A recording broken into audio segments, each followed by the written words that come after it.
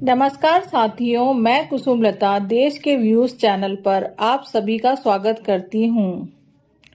माँ और बच्चों का रिश्ता इस संसार में सबसे ज्यादा पवित्र और निस्वार्थ होता है। आज मदर डे स्पेशल पर नई रोचक कहानी लेकर आप सभी के बीच आई हूँ। एक छोटे से शहर में एक राजू नाम का लड़का रहता था। बचपन में ही उसके पिता की मृत्यु हो जाने के कारण उनके परिवार की आर्थिक स्थिति बड़ी खराब हो गई थी। राजू की माँ कुछ पढ़ी लिखी जरूर थी, लेकिन इतनी भी नहीं कि कहीं नौकरी कर सके। इसलिए वह घर घर जाकर झाड़ू बर्तन करके और सिलाई बुनाई का काम करके किसी तरह अपने बच्चे को पढ़ा लिखा रही थी। राजू विद्यालय में किसी के संग घुल मिल नहीं पाता था। अक्सर वो विद्यालय में चुपचाप ही बैठा रहता था। एक दिन जब वो विद्यालय से वापस आया तो उसके हाथ में एक पत्र था।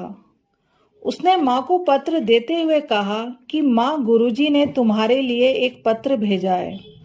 और पत्र देते हुए उन्होंने मुझसे कहा कि अपनी माँ को ये जाकर देना। माँ, जरा देखो इस पत्र में क्या लिखा है।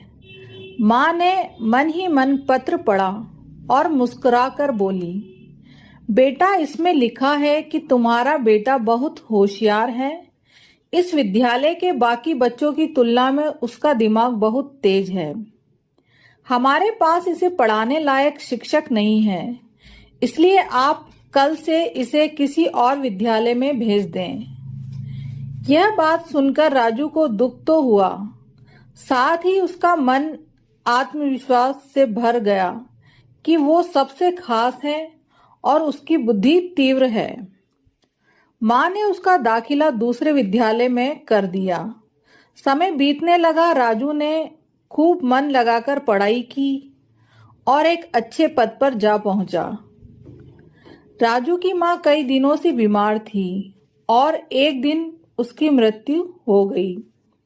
राजू के लिए यह बहुत दुख की घड़ी थी। उसे समझ नहीं आ रहा था कि वह अपनी माँ के बिना कैसे रह पाएगा। एक दिन अपनी माँ को याद करते हुए वह अपनी माँ की पुरानी अलमारी को खोलते हुए उसमें पड़े सामान को देखता है और एक एक करके सारे सामान को बाहर निकालता है। माँ का चश्मा और अन्य वस्तुओं को लेकर उन्हें चूमने लगता है और माँ को याद करने लगता है। इस अलमारी में राजू के पुराने खिलौने और कपड़े तक संभाल कर रखे हुए थे उसकी माँ ने। राजू सारी चीजों को निकालने लगा और तभी उसकी नजर एक पत्र पर पड़ी। वह पत्र वही था जो मास्टर जी ने उसे बचपन में अपनी माँ को देने के लिए दिया था। नम आंखों से राजू ने उस पत्र को पढ़ा।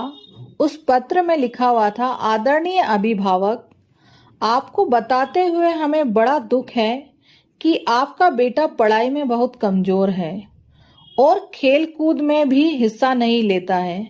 हमें लगता है कि उम्र के हिसाब से उसकी बुद्धि विकसित नहीं हो रही है। अतः आपसे निवेदन है कि आप उसका दाखिला किसी मंद बुद्धि विद्यालय में कराएं। राजू जानता था कि भले अब उसकी माँ इस दुनिया में नहीं रही, पर वो जहां भी है उसकी ममता, उसका आशीर्वाद सदा उस पर बना ही रहेगा। साथियों, किसी ने सही कहा है, भगवान सभी जगह नहीं हो सकता, इसलिए उसने इस धरती पर माँ बनाई। माँ से बढ़कर त्याग और तपस्या की मूरत भला और कौन हो सकता है। हम पढ़ लिख कर बड़े होकर कुछ बन जाएं, इसके लिए वो चुपचाप न जाने कितनी कुर्बानियां देती है।